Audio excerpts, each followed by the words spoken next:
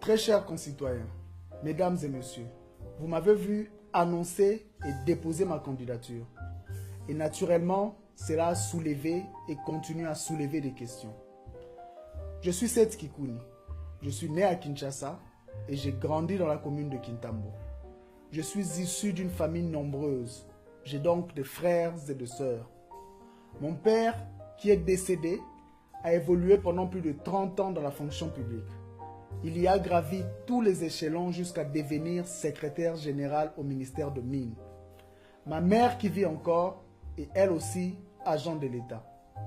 J'ai étudié au collège Saint-Georges de Kintambo. J'y ai fait mes études primaires. Mon diplôme d'État, je l'ai décroché au collège à Lingua des Frères des écoles chrétiennes.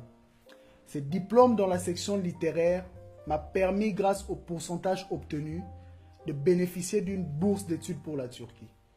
Là, je me suis inscrit à la faculté des sciences politiques de l'université d'Ankara. J'y ai obtenu ma licence en relations internationales. J'ai ensuite décroché une autre bourse pour la maîtrise à l'université franco-turque de Galatasaray. En Turquie, pendant 8 ans, j'ai travaillé au bureau du Haut Commissariat pour les réfugiés. Avec des amis, nous nous occupions de l'enregistrement et de l'accueil des migrants en provenance de l'Afrique. Toujours en Turquie, j'ai eu à plaider pour l'ouverture de notre ambassade à Ankara. En 2011, déjà doctorant, je quitte la Turquie pour rejoindre l'université de Pretoria en Afrique du Sud, comme chercheur en relations internationales et en études culturelles. En Afrique du Sud, j'ai travaillé pour une firme multisectorielle. En 2014, je me suis décidé, avec le peu d'épargne que j'avais, de revenir au pays avec comme ambition de créer ma propre entreprise. J'avais la détermination d'en faire un grand groupe. À Kinshasa, je me suis lancé dans la vente de chaussures provenant de la Turquie. Je vendais chez moi, à la maison, puis dans l'immeuble Beautour où un ami détenait une boutique. Mes premières économies m'ont permis d'avoir mon premier magasin au rond-point Forescom. J'ai par la suite créé 2 autres lignes de vêtements. Aujourd'hui, grâce à nos efforts, nous avons atteint une capacité de production semi-industrielle. Je ne suis donc pas vraiment un parfait inconnu. Dans le monde de l'entrepreneuriat, j'ai eu à mener et à appuyer plusieurs initiatives.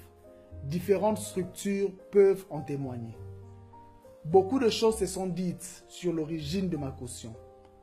Elle n'est rien d'autre que le résultat des années d'épargne, de sacrifice, de planification et de foi en une vision. Une vision consistant à créer le profil d'une jeunesse compétente, capable et en mesure de se prendre en charge pour la relève dans un Congo qui produit et grandit en produisant. Avec vous, je tiens à travailler pour un Congo nouveau.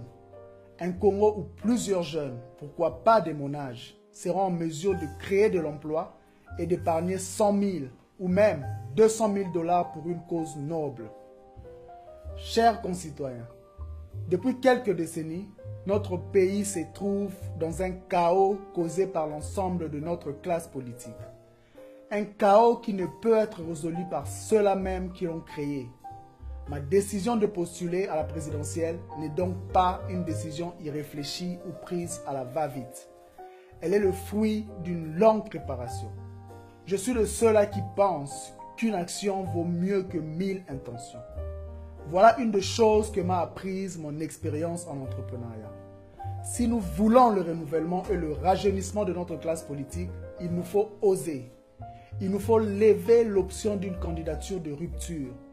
Et je veux être ce candidat. Nous n'allons plus laisser notre destin entre les mains d'un petit groupe de gens.